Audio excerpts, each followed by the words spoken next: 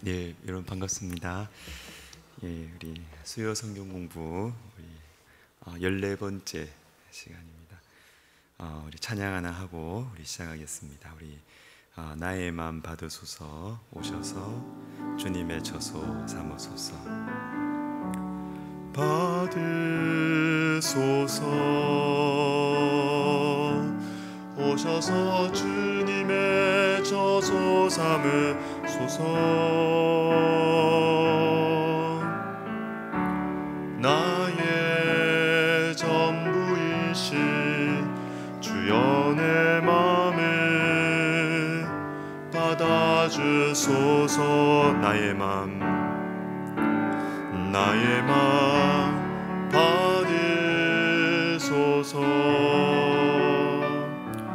오셔서 주님의 처소 삼으소서. 나의 전부이신 주여 내 맘을 받아주소서. 오 나의 맘을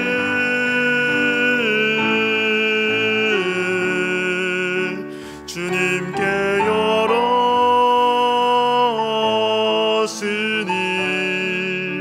주여 내게 오셔서 내 맘에 거하여 주옵소서. 주가 기뻐하는 주의 성전 되게 하소서. 나의 맘 받으소서. 오셔서 주님의 처소 삼으소서. 나의 전부이신 주여 내 맘을 받아주소서. 아멘. 우리 같이 한번 기도하겠습니다. 하나님, 오늘도 주님께서 저에게 말씀해 주셔서 저는 여러분의 사정을 모르지만 또 하나님께서 여러분의 마음에 또 여러분의 상황에 주님 필요한 말씀을 주실 것입니다. 우리의 마음밭이 좋은 땅이 되어서 주님의 말씀을 온유함으로 받아서 내 지식, 내 계획, 내 계산을 넘어서는 30배, 60배, 100배의 열매가 맺히게 하여 주시옵소서. 우리 같이 기도하겠습니다. 하나님 아버지, 감사합니다. 주님께서 오늘 저에게 말씀하여 주시옵소서. 하나님, 우리 사랑하는 성도들에게 주님 말씀하여 주시옵소서. 하나님 아버지, 주님 말씀을 전하는 저에게 주님 성령으로 충만하게 하여 주시옵소서. 주의 말씀이 잘 전달되게 하여 주시고 하나님, 우리 모두가 온유한 마음으로 말씀을 받아 하나님 내 삶에 말씀에 순종할 수 있는 힘과 용기를, 지혜를 주님 허락하여 주옵소서. 예수님의 이름으로 기도드립니다. 아멘. 자, 오늘은 성전에 대한 이야기를 좀 해보도록 하겠습니다. 다윗의 인생에 있어서, 그리고 다윗의 이 신앙에 있어서 이 성전은 굉장히 참 중요합니다. 왜냐하면 성전의 이 본질이 무엇이냐 하면, 건물도 건물이지만 성전의 본질은 하나님과의 만남입니다. 하나님의 임재입니다. 그렇기 때문에 다윗은 우리가 시편에서도 뚜렷하게 이렇게 본 것처럼 다윗은 참 하나님과 동행하는 것을 너무 중요하게 여겼고, 밧세바를 범하는 그런 치명적인 죄를 지었을 때도 다윗의 마음속에 가장 큰 갈망과 또 괴로움의 이유는 주의 영이 나를 떠나지 않을까? 내가 주님과 상관없는 사람이 되지 않을까? 그러니까 이것에 대한 참 이 마음.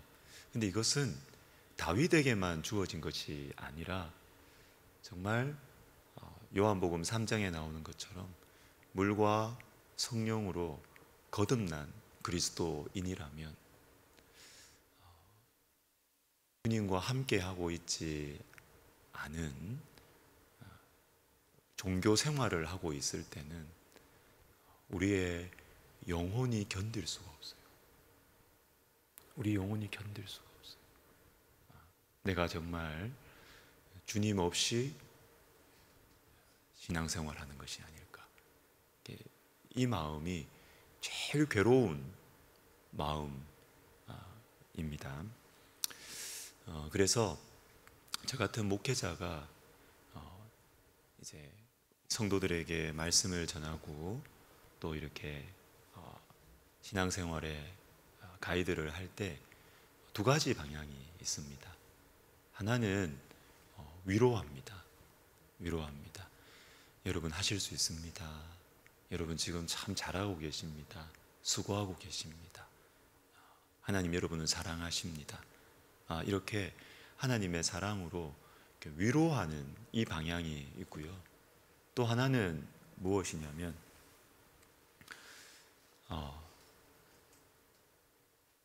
방금 제가 말씀드렸던 이런 거죠. 조용하게 말씀을 드렸지만 굉장히 우리에게 부담이 되는 메시지인 것입니다. 내가 교회 생활을 하고 있고 이 모임 저 모임에 내가 잘 참석하고 있는데 실제로 나는 하나님과의 교제가 없어도 나는 아무 불편함이 없는데 아무 불편함이 없는데 그러면 이제 제가 이제 이 또 다른 방향으로 도전을 하는 것입니다. 여러분이 정말로 거듭나셨습니까? 물과 성령으로 거듭나지 않으면 하나님의 나라를 볼 수도 없고 들어갈 수도 없다고 했는데 나 교회에서 뭐 했는데요? 나 교회에서 권사였는데요. 장로였는데요. 주님이 그거 인정 안 해주시거든요. 빌리 그레이엄 목사님께서 자주 이렇게 하셨던 그 예화가 있습니다. 그게 뭐냐면 그 야구장 예화예요. 우리나라로 이야기하면 한국 시리즈 7차전 9회 말 투아웃 동점이었는데 만루였어요. 근데 홈런을 쳤다는 거예요. 홈런을 쳐서 1루, 2루, 3루, 홈 이긴 거잖아요. 그런데 그 홈런 친 타자가 홈에 들어왔을 때 아웃이라는 거예요. 아웃이라는 거예요. 왜냐하면 너무 들뜬 나머지 1루를 안 밟았어요. 그러면서 이 빌리 그레이엄 목사님께서 그 많이 모여있는 청중들 앞에서 도전을 한 것입니다. 우리의 신앙생활이 이렇게 되면 안 된다는 것입니다. 평생 교회 생활하면서 2루도 가고 3루도 가고 직분도 받고 봉사도 하고 이 섬김도 하고 저 섬김도 하고 다 했는데 정작 1루를 안 밟았다는 거예요. 그 1루를 안 밟았다는 게 뭐냐면 빌리 그레이엄 목사님에게 하나님께서 주신 평생의 일생의 메시지죠. 예수님을 정말로 영접하고 거듭나셨습니까? Born again. 다시 정말 태어나셨습니까? 이것 없이 이것도 하고 저것도 하고 다 해도 마지막에는 아웃이라는 거예요. 아웃이라는 거예요. 여러분 성경에는 이 두 가지 방향이 다 있고 그래서 목회를 하는 저도 이 두 가지 방향을 다 사용합니다. 때로는 격려하고 일으키고 위로하고 이렇게 하지만 또한 때로는 우리의 마음이 근거 없는 자신감으로 나는 교회 다니고 있으니까 천국 갈 거야. 여러분, 그렇지 않거든요. 죄송하지만 그렇지 않거든요. 많은 목회자분들이, 영적으로 깨어있는 분들이 그렇게 보지 않거든요. 성경적으로 그렇게 보지 않거든요.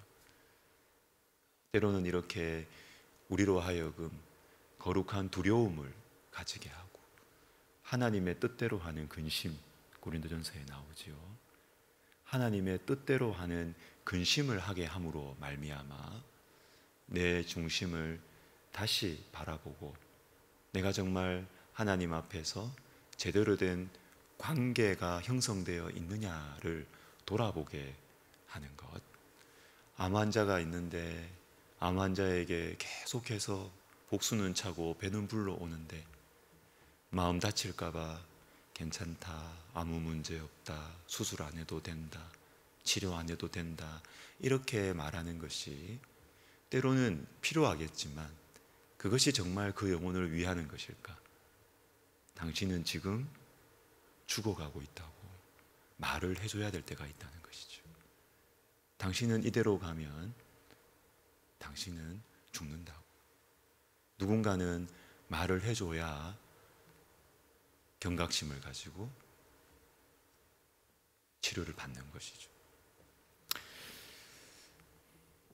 성전의 본질이라는, 성전이 왜 중요하냐 하면, 여러분, 성전은요 하나님과의 만남입니다. 만남.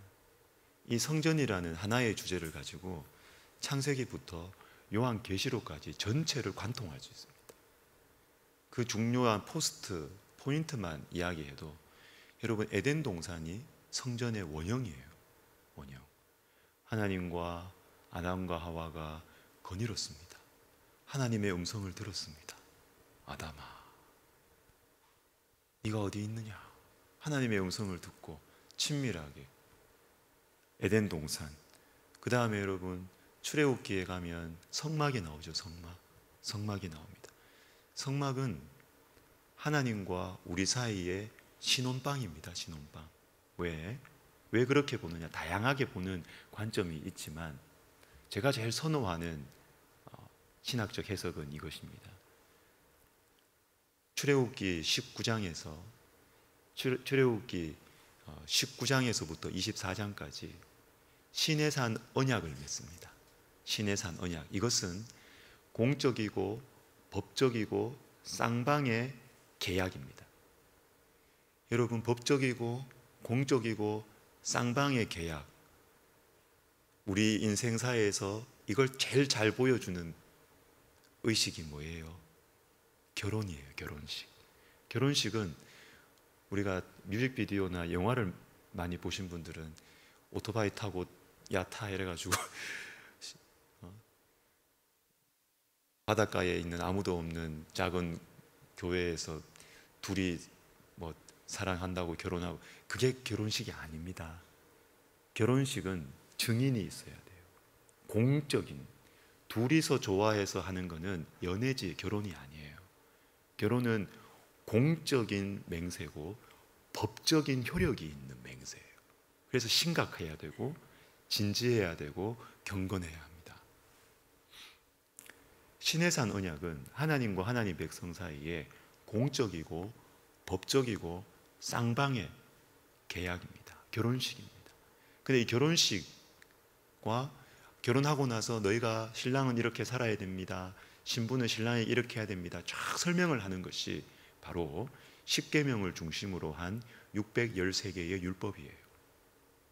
우리가 서로가, 신랑과 신부가 서로에게 지켜야 될 정절과 도리예요. 그게 율법이에요. 그리고 나서 나오는 말씀이 출애굽기 25장에서 40장까지 우리가 볼 때 너무너무 지루한 홍색실, 자색실 막 나오는 성막이 나와요. 성막. 근데 이 성막이 지루하지 않을 수 있는 것은 무엇이냐면, 결혼했지 않습니까? 성혼 선언하고 신랑 신부에게 뭐 하겠느냐? 예, 했습니다. 그리고 나서 뭐가 필요해요? 결혼식 했으면 끝난 겁니까? 시작도 안 했죠. 알콩달콩 서로 맞춰가면서, 서로 싸워가면서 맞춰가는 공간이 필요한 것입니다. 신혼방, 신혼집이 필요한 것입니다. 그 신혼집이 바로 출애굽기 25장부터 40장에 나오는 성막이에요. 주님께서 이렇게 세심하게 색깔과 이런 작은 것까지도, 조각과 이런 것까지도 세심하게 한 것은 우리 입장에서는 지금 21세기에 아주 지루한 본문일 수 있지만, 여러분, 제가 말씀드린 이 맥락에서 보세요. 하나님께서, 하나님과 우리가 만나는 그 성막을 얼마나 그 인테리어를 신경을 쓰셨는지 감동이 되지 않습니까? 그냥 누구에게 집 지었다, 설교도 주셨다, 오홀리압과 부살렐이 집 지었다, 성막 지었다, 땡! 한 5절 만에 끝날 수 있는 말씀을 주님은 무려 25장에서 40장까지 16장에 걸쳐서 꼼꼼하고 세심하게 그 인테리어를 설명하고, 모세가 하나님께서 명하신 대로 지었더라, 명하신 대로 지었더라 이렇게 말씀하시는 이유가 무엇일까요? 너와 내가 만나는 이 장소, 너와 내가 함께 사는 이 신혼방을 내가 얼마나 소중히 여기는 줄 아니? 이 냉장고 하나, 이 벽지 하나 내가 다 신경 써서 내가 만든 거다. 이게 성막이 신혼방이라는 것이죠. 그리고 여러분, 다윗이 그렇게 짓고 싶었던 눈에 보이는 건물로서의 성전, 다윗이 짓지 못하고 솔로몬이 짓게 됩니다. 근데 솔로몬 성전이 바벨론에 의해서 무너지게 되고, 그리고 나서 하나님께서는 에스겔 선지자를 통해서 다시 지어질 성전과 그리고 종국에 우리에게 주어지는 성전을 겹쳐서 보여주시는데, 그게 바로 에스겔 마지막 48장에 나오는 여호와 삼마라는 거예요. 여호와 삼마에, 근데 여호와 삼마라는 그 표현의 뜻이 무엇이냐면 여호와께서 거기에 계신다는 거예요. 성전의 본질이 잘 나오고 있죠. 성전의 본질은 얼마나 화려하며 조명이 어떻고 샹젤리에가 어떻고, 이게 본질이 아니고 성전의 본질은 여호와께서 거기에 계신다는 거예요. 거기에 계신다. 그리고 주님께서 이제 스룹바벨을 통해서 포로에서 귀환하게 하심으로 포로의 귀환에서 스룹바벨 성전을 지으세요. 근데 스룹바벨 성전을 짓고 나서 성전 봉헌식을 할 때 사람들 속에 울음과 웃음이 겹쳐요. 울음과 웃음이 겹쳐요. 웃고 있는 사람들은 무엇이냐면 우리가 하나님의 성전을 지었다라는 것이에요. 지었다라는 것이에요. 그래서 감격해서 웃습니다. 기뻐합니다. 그러나 우는 사람들은 왜 그러냐 하면 과거에 솔로몬이 지었던 그 성전, 그리고 무너졌던 우리의 그 화려한 성전과 비교해 봤을 때 이 스룹바벨 성전은 너무 초라한 거예요. 너무 초라한 거예요. 그래서 눈물과 웃음이 겹쳐져서 섞이는 거예요. 그러나 하나님께서는 말씀하십니다. 하나님께서는 너희가 이 성전이 작다고 실망하지 말라는 거예요. 왜? 이 스룹바벨 성전은 무엇이냐면 장차 예수 그리스도의 오심과 예수 그리스도의 십자가와 직결되어 있는 성령, 예수 그리스도의 십자가의 보혈과 성령을 받는 봉화대로서의 역할을 하기 때문에, 봉화대는 반드시 필요합니다. 불을 붙이려면 반드시 필요합니다. 그러나 봉화대가 크고 화려할 필요는 없어요. 우리 인간의 관점으로 솔로몬의 성전 정도 짓지 않으려면 아예 시작도 안 하겠습니다. 그건 우리의 상식이에요. 우리의 생각이에요. 그러나 주님께서는 때로는 솔로몬 성전과 같이 크고 화려하고 강건한 성전을 지으라고도 하시고, 때로는 작지만 존재 자체가 중요하기 때문에 예수 그리스도의 십자가의 보혈을 받아야 되는 그릇, 성령의 오심을 받아야 되는 봉화대가 필요할 때는 초라하고 작아도 시작하라는 것입니다. 이게 스룹바벨 성전. 그리고 나서 성전의 본질이 오시죠.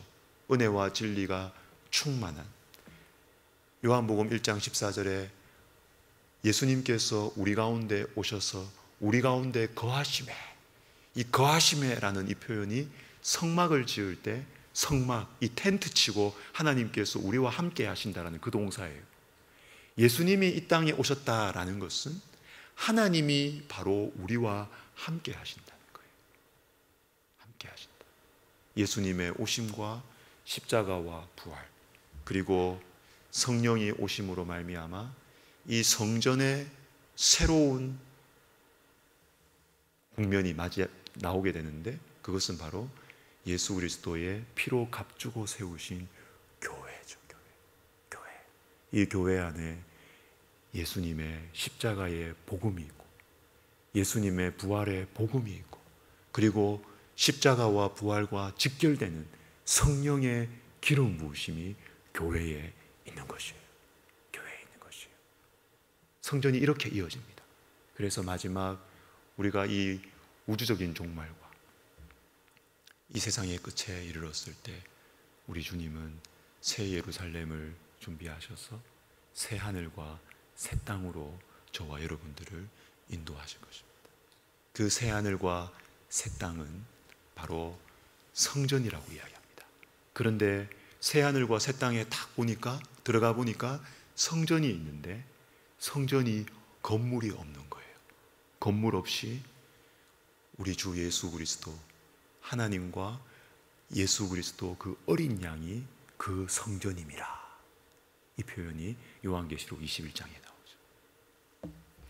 여러분, 성전은 성경 전체를 관통하는 중요한 주제이고, 이것은 건물로서의 성전이 아니라 성전의 본질이 하나님의 임재이기 때문에, 하나님과 함께하는 것이기 때문에 이 주제로 성경 전체를 넉넉히 관통할 수 있고요. 그리고 저와 여러분의 인생을 복기하고, 저와 여러분의 인생을 우리가 평가할 때도 이 관점으로 한번 평가해 보세요. 우리 인생을 한번 돌아보아야 될 때가 오지 않겠습니까? 내가 과거에 어떤 직책을 했었지. 그때 나는 참 잘 나갔던 시절.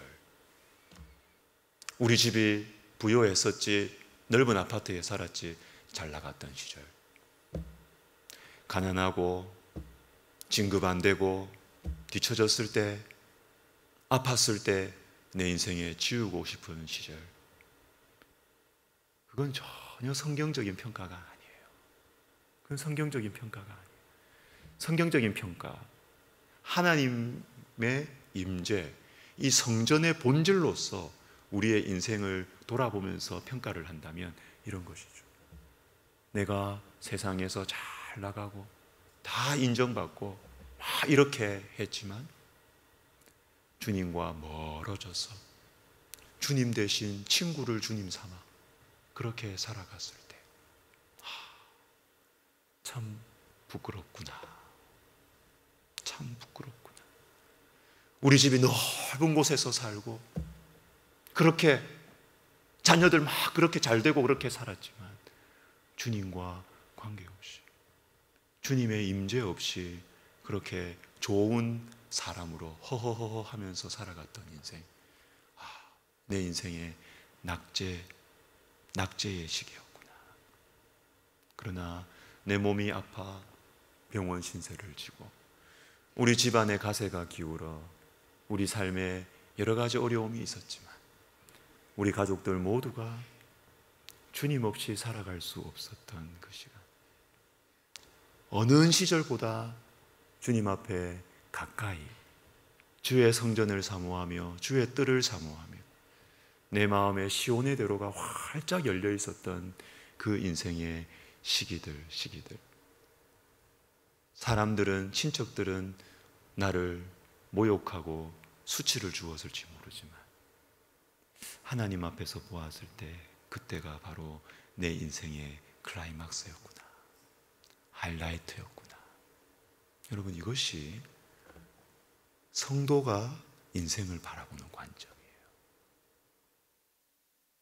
성전이라는 이 주제를 가지고 성경만 관통할 수 있는 것이 아니라 저와 여러분의 인생도 관통하여 평가할 수 있는 것입니다. 다윗과 관계된 이 성전은 역대기를 봐야 합니다. 역대기. 우리가 지금까지는 사무엘상 또는 사무엘하를 보면서 쭉 왔었는데 오늘은 역대기를 좀 강조하려고 합니다. 왜냐하면 역대기 마지막 부분을 한번 보시면 흐름이 이렇습니다. 사무엘하에서는 다윗의 인구 조사로 사무엘하가 끝이 납니다. 그런데 역대기는 달라요. 인구 조사가 21장에 나오고 역대상 22장부터 29장까지 엄청나게 많은 8장의 분량을 성전 건축의 준비를 위한 장으로 지면을 할애하세요. 그래서 우리 역대기를 볼 필요가 있습니다. 자, 역대기를 보기 위해서는, 이해하기 위해서는 여러분 구약 성경, 이 구약 이스라엘의 왕조사를 다루는 데 있어서 두 가지 책이 있죠. 두 가지 책이 무엇입니까? 역대기와 열왕기입니다. 열왕기, Kings, 그리고 역대기, Chronicles. 열왕기와 역대기. 보니까 비슷해 보이는데 왜 또 비슷한 게 두 개 나와? 이렇게 생각하실 수 있습니다. 이쪽도 이 왕이 어떻게 다스렸고 이렇게 다스렸고, 열왕기도 그렇게 나오고 역대기도 이렇게 다스렸고 이 왕이 어떻게 됐고 어떤 아들 왕이 세워지고 이렇게 다스려진 기록되는 것 같아요. 그런데 왜 하나님께서 이 두 가지를 주셨느냐 하면 관점이 다릅니다. 관점, 사관이 다릅니다. 관점이 다릅니다. 관점이. 자, 먼저 열왕기를 먼저 설명을 드리겠습니다. 역대기 전에. 열왕기의 관점, 역사 기록 관점은 무엇이냐면 반성입니다. 반성. 자, 요 한마디를 기억하시면 됩니다. 열왕기는 반성입니다. 반성. 역대기는 뭐냐? 희망입니다. 희망. 반성 그리고 희망입니다. 열왕기는 왜 반성이냐? 이런 반성은 뭐예요? 반성문 언제 써요? 내가 뭘 잘못했습니다. 뭘 잘못했습니다. 이게 반성문 쓰는 거잖아요. 그겁니다. 그거. 열왕기를 하나님께서 처음 들려주신 그 처음 수신자들이 누구냐, 하나님 백성들이 누구냐 하면 포로지에 끌려가 있는 하나님 백성들. 또 좀 더 넓게 봐도 됩니다. 바벨론뿐만 아니라 팔레스타인 지역에 남아있는, 그리고 애굽으로 또 도망쳐 있는 하나님 백성들. 그런데 이렇든 저렇든 나라가 망한 망국의 백성들입니다. 이 망국의 백성들에게 열왕기를 주시면서 주님이 어떤 관점에서 이 과거의 역사를 가르쳐 주시느냐 하면 너희가 왜 망했는지 반성을 하라는 겁니다. 왜 망했느냐? 왜 망했느냐? 대표적인 것이 무엇이냐면 열왕기상 18장 21절 갈멜산 전투에 나오는 말씀인데요. 우리 같이 한번 읽어보도록 하겠습니다. 시작. 엘리야가 모든 백성에게 가까이 나아가 이르되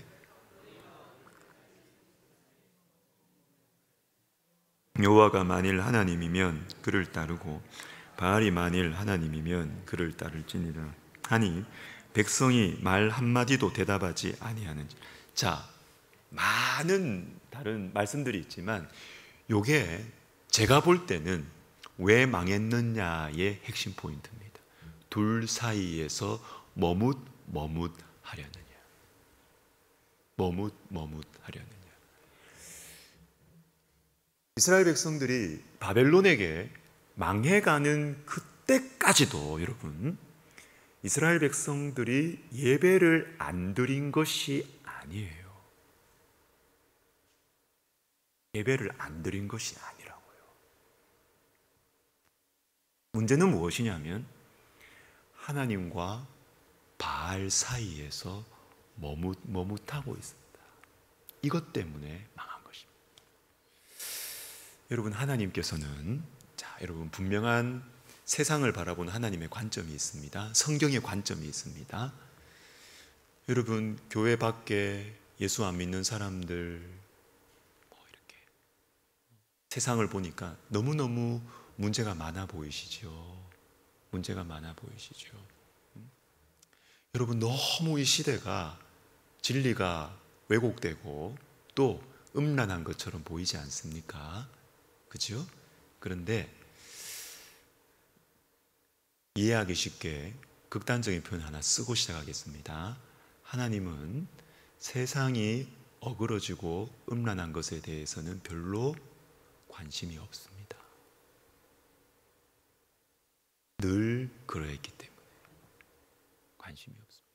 그런데 하나님이 관심이 없으시다라는 것이 그들을 구원하지 않으시겠다거나 그들을 회복하지 않겠다는 말씀이 아니고요, 성경의 회복과 개혁의 루트는 늘 똑같습니다. 그건 무엇이냐면 하나님 백성들을 통해서입니다. 하나님 백성들을 통해서입니다. 그러니까 하나님의 줌업 하는, 하나님께서 스포트라이트를 비추는 그 주님의 강조점은 저와 여러분들이에요. 저와 여러분들. 그러니까 저와 여러분들, 교회 안에 있는 저와 여러분들을 향해서 하나님께서 구약 성경에 지속적으로 주시는, 선지자들을 통해서 주시는 메시지가 무엇이냐면, 너희가 왜 바알만 섬기느냐가 아닙니다. 그게 아니고 왜 겉으로는 하나님을 섬기는 척 하면서 너희 속은 왜 양다리를 걸치느냐. 이게 여러분 사소한 문제가 아닙니다. 사소한 문제가 아닙니다. 주님, 제가 교회에서는 말씀으로 사랑으로 살겠고 직장에서는 눈 감아 주세요. 여러분, 이것 때문에 망한 것입니다. 이것 때문에 바벨론에 의해서 망한 것입니다. 사소한 문제가 아니고 익스큐즈 될 수 있는, 합리화 될 수 있는 문제가 아니에요. 아니에요. 열왕기서를 통해서 멸망한 하나님 백성들에게 말씀하시는 포인트가 바로 이것입니다. 여호와와 바알 사이에서 왜 머뭇하느냐. 머뭇하느냐.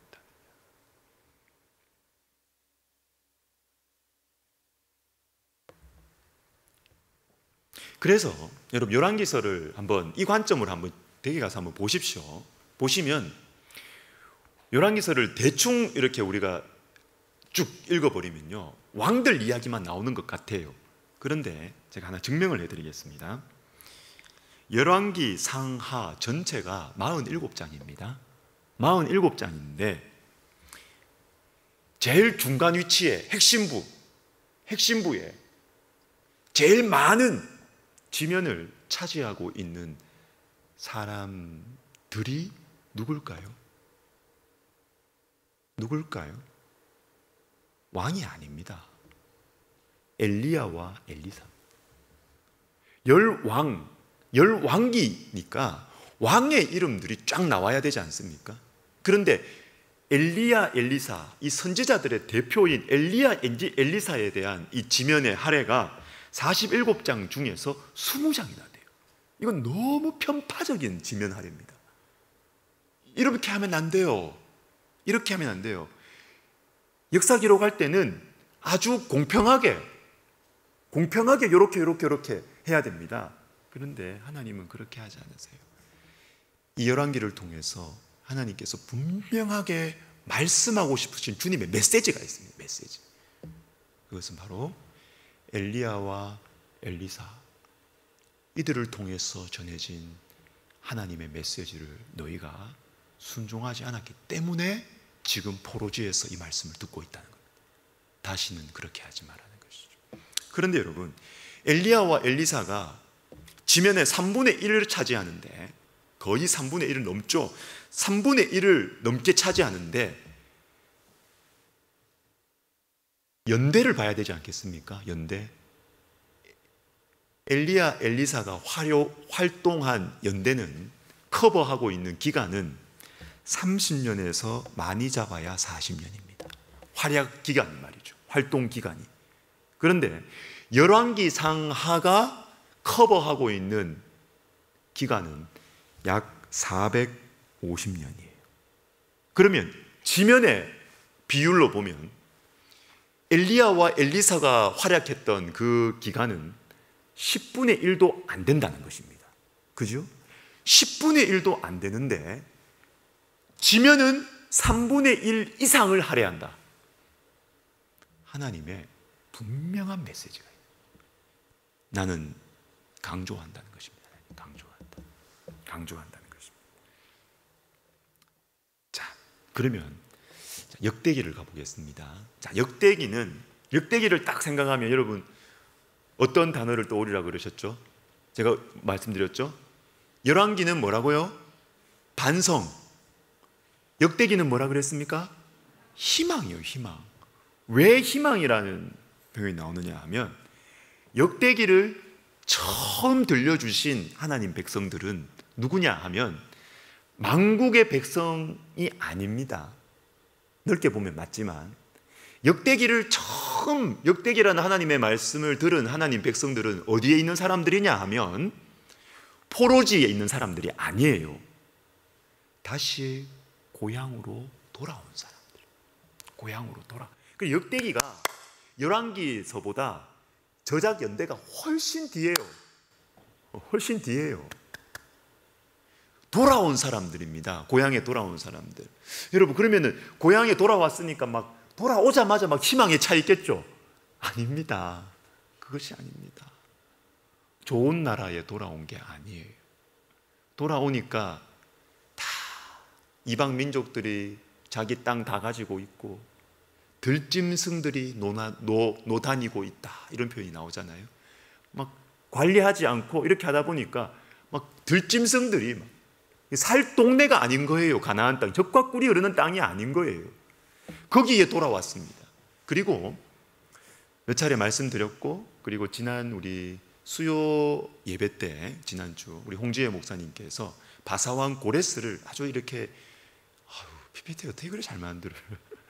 잘 해가지고 잘 설명을 해주셨어요. 바사왕 고레스를 주님이 사용하셔서 외교와 국방과 정치 이 핵심 권한을 주지 않아요.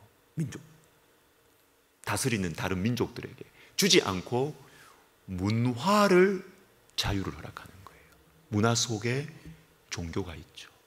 그래서 바사왕 고레스를 통해서 너희가 가서 성전 지어라고 하는 것은 완전히 일제강점기에서 8.15 광복을 맞은 게 아닙니다. 여러분, 그게 아닙니다.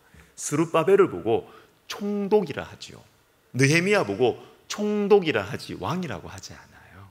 그건 왕이야. 독립이 아니에요. 독립이 아니고 우리의 식민지에 너희가 고향으로 돌아가서 딴 생각하지 말고 군사적으로 반란 일으키면 바로 너 누른다. 그런 느낌들이 여러분 느헤미야, 에스라에 보면 확 느껴지지 않습니까? 뭐 반역한다 그러면 바로 중단시키고 막 이러잖아요. 이 살벌한 분위기가 있는 거예요. 그렇지만 성전을 지을 수 있는 신앙의 자유를 바사왕 고레스가 허용하는 것입니다. 허용합니다. 그래서 와서 성전을 짓습니다. 근데 여러분, 이것이 하나님의 묘수예요. 하나님의 묘수. 세상 통치자들에게 있어서는 교회 건물 하나 짓고 안 짓고가 중요하지 않아요. 바사왕 고레스 입장에서는 성전을 짓건 안 짓건 그건 내 통치에 별로 중요하지 않아요. 그러나 하나님 백성들, 저와 여러분에게 있어서는 성전은 우리의 전부예요. 하나님에게 있어서도 성전은 전부예요. 하나님을 만나는 곳이니까.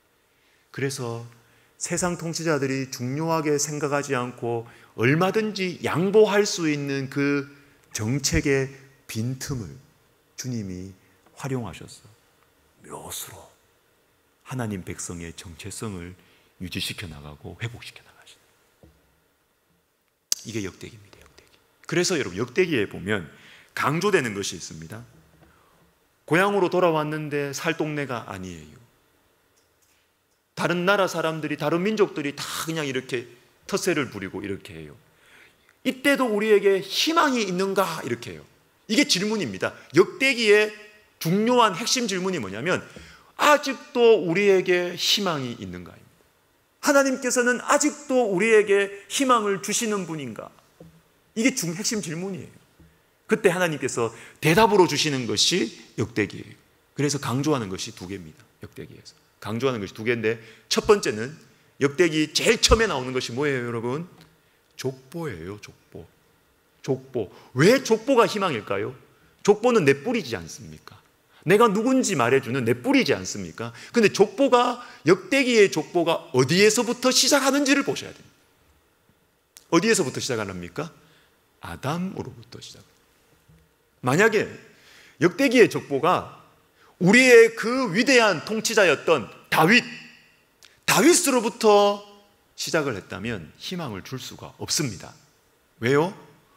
다윗 세운 나라 다 망했는데 다 망했는데요. 아직도 독립 못했는데요.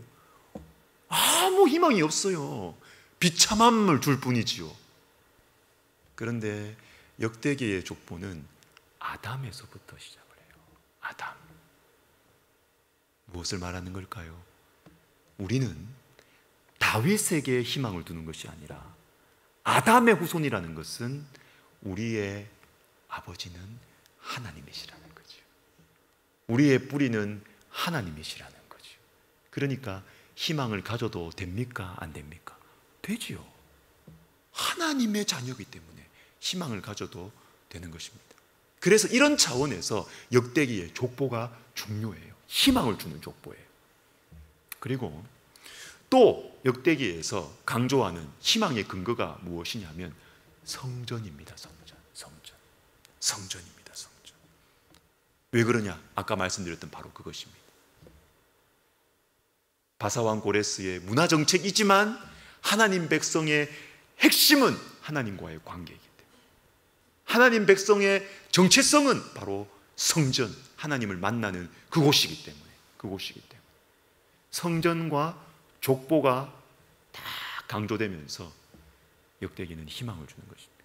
그래서 이런 차원에서 여러분 역대기와 열왕기를 비교해서 보시면 두 가지 여러분 대표적인 비교가 있습니다.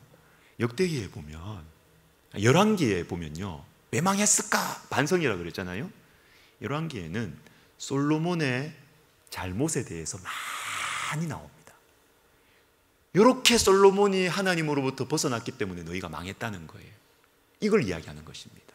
너희도 그렇게 살았지? 너희도 솔로몬처럼 그렇게 살았지? 이렇게 하는 것이에요. 그리고 므낫세가 완전히 이 남유다를 뿌리부터 썩게 했던 왕이거든요. 썩게 했던 왕.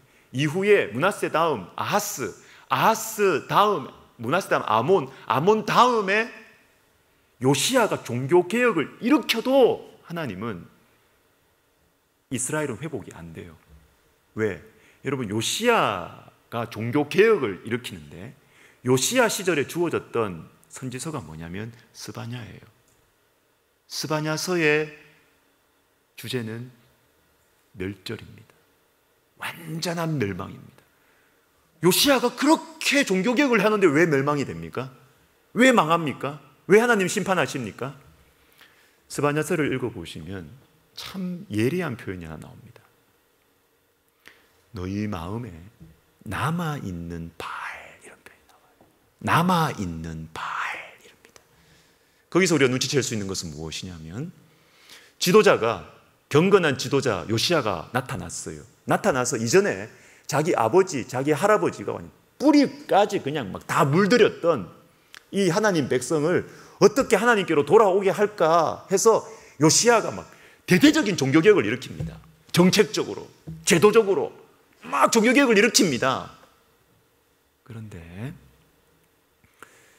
요시야의 종교개혁이 하나님 백성의 마음 깊은 곳까지 건드리지를 못한 거예요. 지도자가 왕이 힘으로 밀어붙이니까 하는 척 하는 거예요. 나아지는 것처럼 보였어요.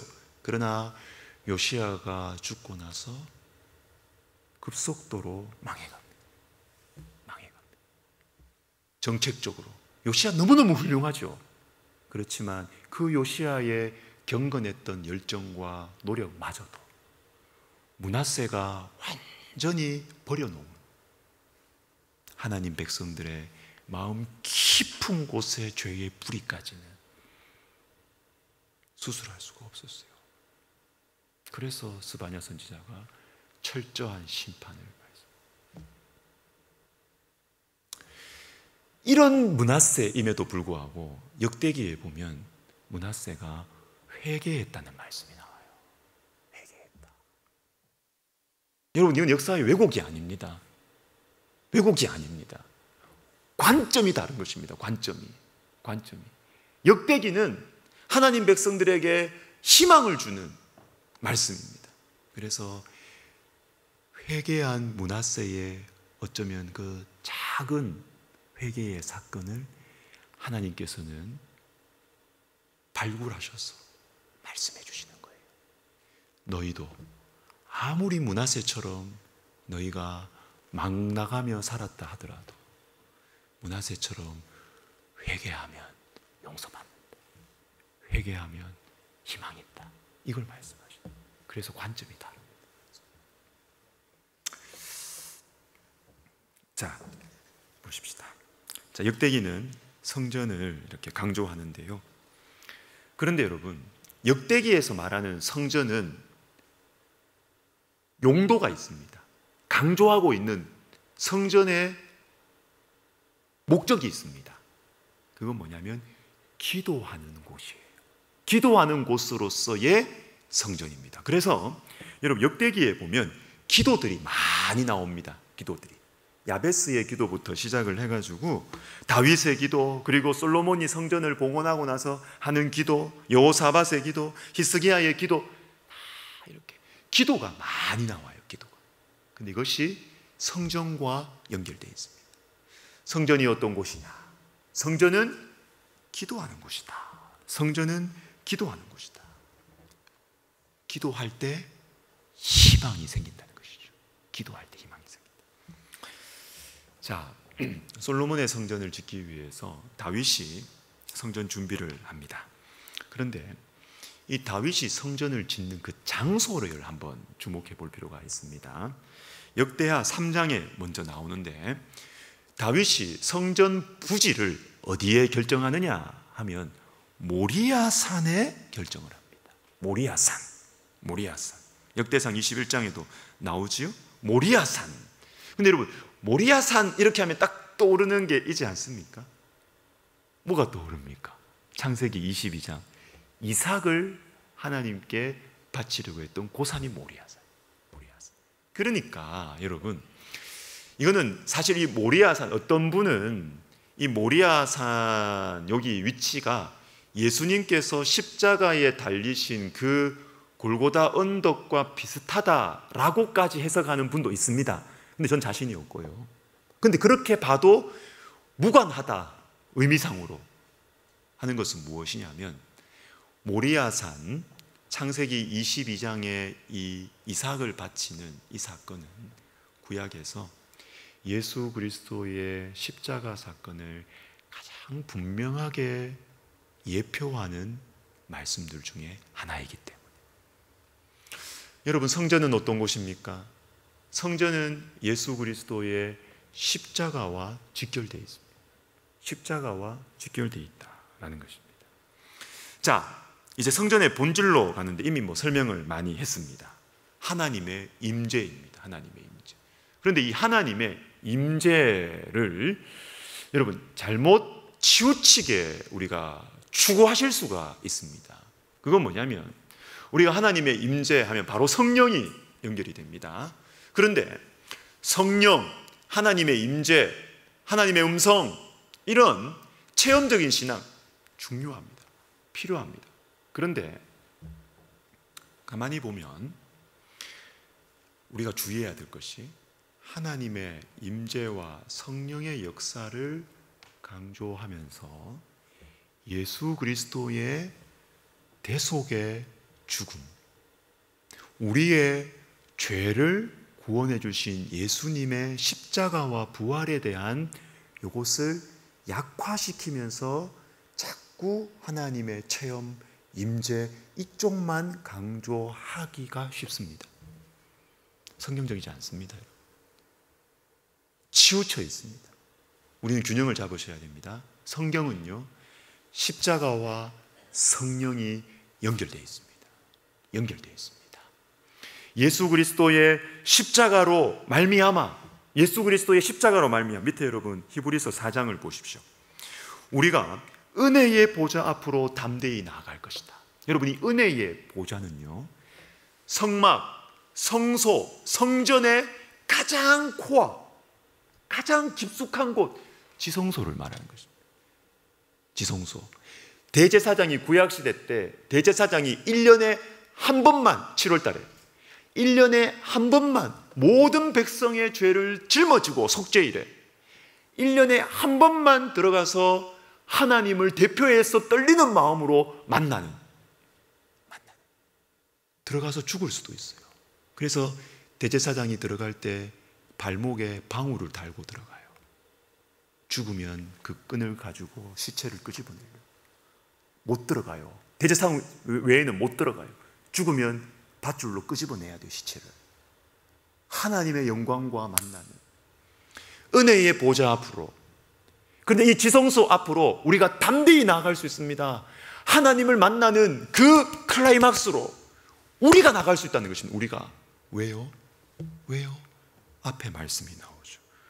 우리에게 있는 대제사장, 우리의 연약함을 동정하지 못하시는 분이 아니라 우리와 똑같이 시험을 받았지만 죄는 없으시고 우리 죄를 다 짊어지고 하나님의 어린 양으로 십자가에 달리신 우리의 영원한 대제사장 예수 그리스도의 십자가와 그 보혈의 희생과 사랑이 있었기 때문에 저와 여러분은 하나님을 만나는 그 성령의 임재의 클라이막스인 은혜의 보좌 안으로 날마다 들어갈 수가 있다는 거예요. 십자가 없는 성령 체험, 여러분, 치우쳐 있습니다. 그걸 제가 부정한다 이렇게 말할 수는 없어요. 조심스러워요. 하나님 일하시는 거 맞아요. 그렇지만 제가 여러분의 목회자로서 말씀드리고 싶은 것은 뭐냐면 바른 것을 추구해야 되죠. 교과서를 알아야 되지 않겠습니까? 성령만 있을 수 없고 십자가와 성령은 직결되어 있습니다. 직결되어 있습니다. 그래서 성령의 체험과 성령의 은사와 이것만 강조하면 사람이 자꾸 교만해져요. 나는 특별한 성도구나. 나는 저 사람보다 수준이 높은 성도구나. 여러분, 성경은 그렇지 않습니다.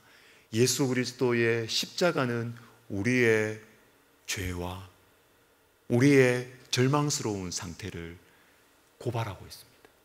그럼에도 불구하고 우리를 위해서 확정하신 하나님의 가없는 사랑을 보여주는 것이 십자가죠.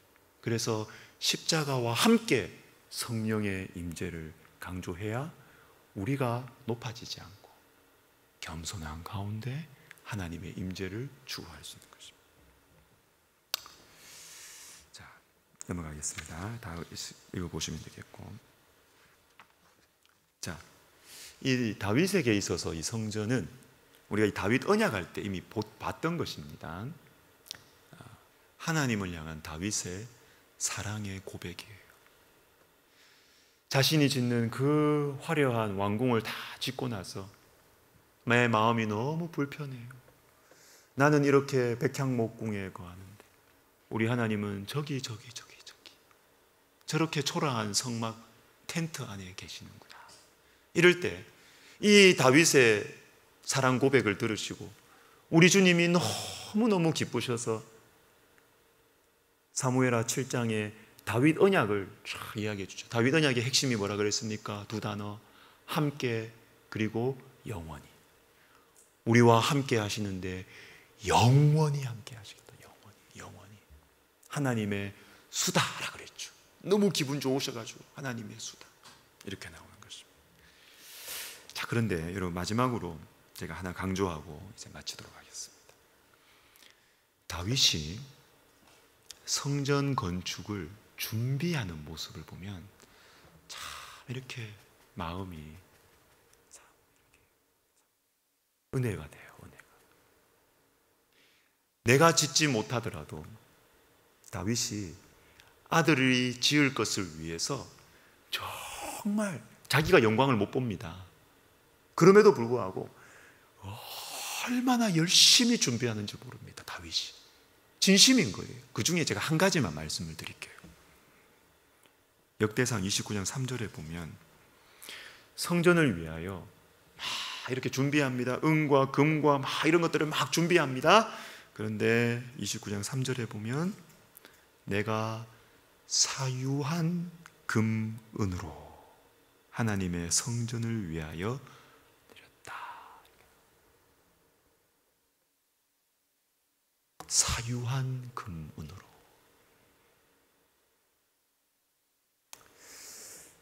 직책을 가지고 지도자의 자리에 있을 때, 그리고 여러분 꼭 지도자가 아니어도 저와 여러분이 어떤 일에 대해서, 어떤 공동체에 대해서 정말 진심이면 여러분 그거 다 교회 돈으로 해라 이렇게 안 합니다. 여러분, 제가 여러분에게 이거는 의심 부담 가지라고 하는 말 아닙니다.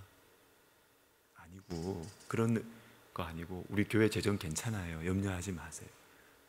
그것 때문에 말하는 것이 아니고요. 우리가 하나님의 일을 할 때 재정 상태와 상관없이 다 공금으로 합시다. 그렇게 해야 될 때도 있지만 어떨 때는, 때로는요, 사유한 걸 드릴 때가 있어야 됩니다. 사유한 금은으로.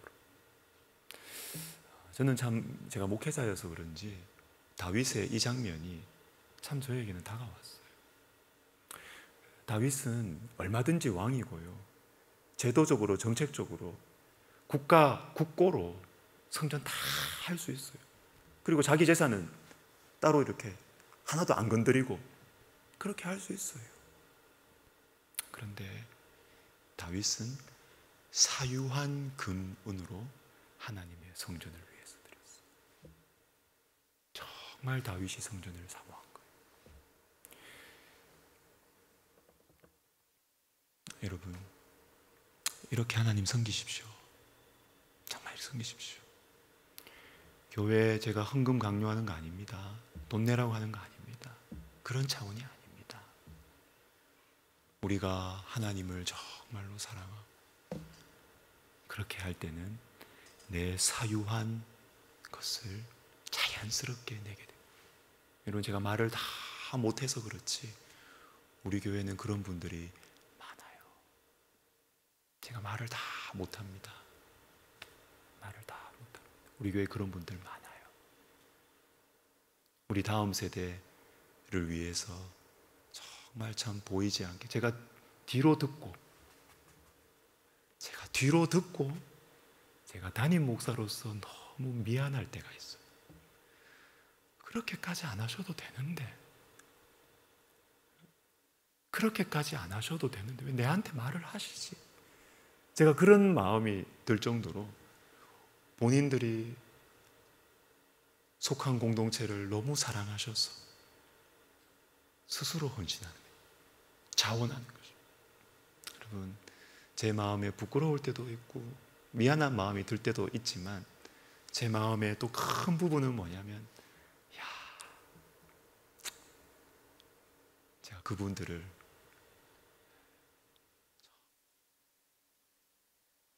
존경하게 돼요. 그분들의 신앙이 진짜구나. 제가 존경하게 돼요. 정말 다음 세대를 사랑하는구나, 진심이구나, 제가 존경하게 돼요. 여러분, 이런 말이 있습니다. 여러분, 강의 안에는 없어요. 거인들의 발자국이라는 책에 보면 하워드 버트라는 분이 쓴 글이 있습니다. 들어보세요. 만약 당신이 그리스도를 믿는다면 당신은 사랑하기 위해 리더가 될 것입니다.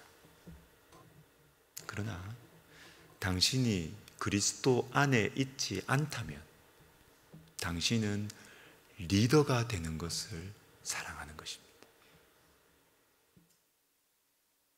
차이가 느껴지십니까? 사랑하기 위해서 리더가 되는 것과 리더가 되는 것 자체를 사랑하는 것, 여기서 차이가 납니다, 여러분. 우리가 리더가 된다는 것은 꼭 목회자를 말하는 것이 아닙니다. 우리가 어느 곳에서, 어느 공동체에서 우리가 리더가 된다는 것은 무엇이냐면, 내 리더니까 내 말 잘 들어, 나 대우해줘. 이거는 리더가 되는 것을 사랑하는 사람이에요. 그러나 내가 리더가 됐으니까, 내가 이 공동체에 내가 대표니까 내가 더 많이 사랑해야 되겠다, 내가 더 많이 사랑해야 되겠다. 여러분, 하나님께서 리더로 세우신 이유는요, 사랑하라고 리더로 세우셨지 본이 세우라고 리더 세운 거 아니에요. 이게 성경적인 리더십입니다.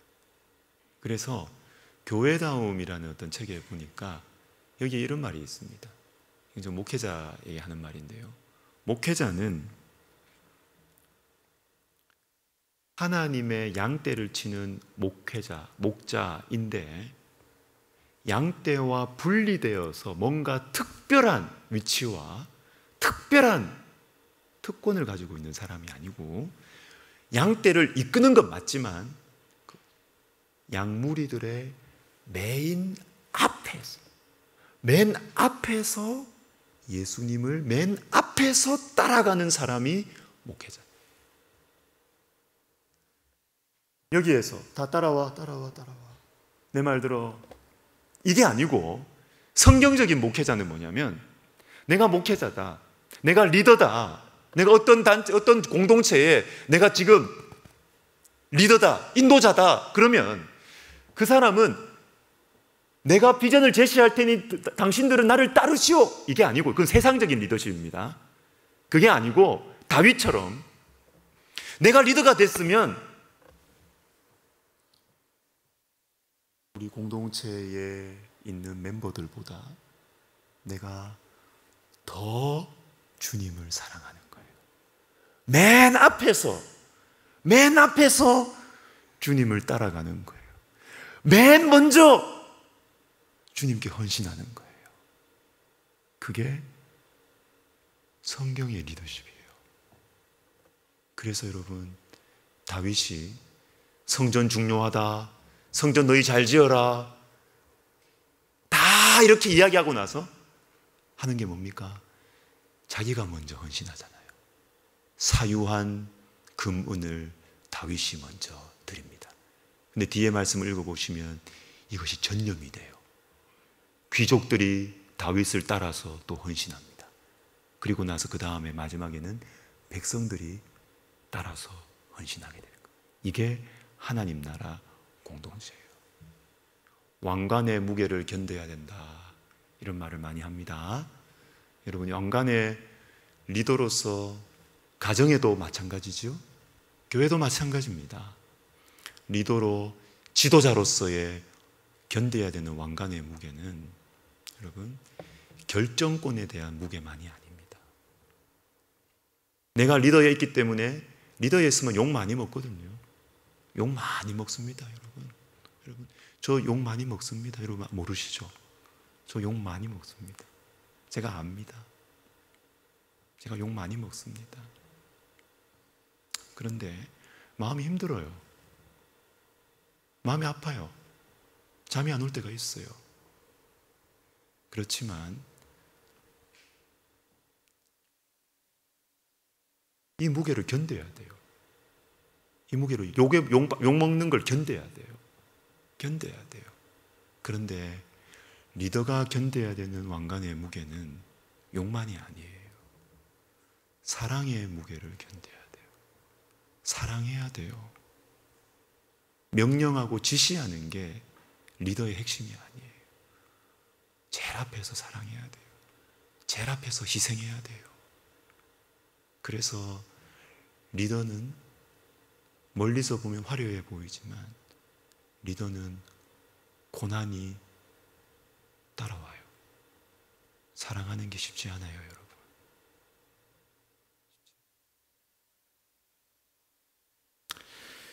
같이 우리 기도하겠습니다. 우리 기도할 때 여러분, 우리도 다윗처럼 하나님의 성전을 소중하게 여기게 해달라고 기도합시다. 이것은 두 가지 기도 제목이 나올 것 같습니다. 하나님의 성전의 본질이 뭐라 그랬습니까? 하나님의 임재, 하나님과의 관계. 주님, 제가 어떤 것들로 내 인생을 판단하는 바로미터로 잡지 말고 하나님과의 관계, 내 인생에 하나님의 향기가 머물러 있는가? 하나님의 임재, 내가 하나님 앞에서 살고 있는가? 주님, 이것을 소중하게 여기며 살게 해주세요. 그리고 또 하나, 한 걸음 더 나가십시다. 내가 속해 있는, 나를 심어 놓으신 성전이 있습니다. 교회입니다. 그리고 너희가 하나님의 성전인 것을 알지 못하느냐? 하나님의 성령이 너희 안에 거하신, 우리의 삶을 잘 가꾸시도록 우리가 속한 교회와 우리가 속해 있는 여러 공동체를 정말 하나님의 임재를 구하고, 그리고 앞장서서 희생하고 헌신하고 사랑하면서 그렇게 제가 주의 성전을 잘 섬기게 하여 주시옵소서. 기도하시면서 우리 개인 기도 들어가겠습니다. 기도하겠습니다.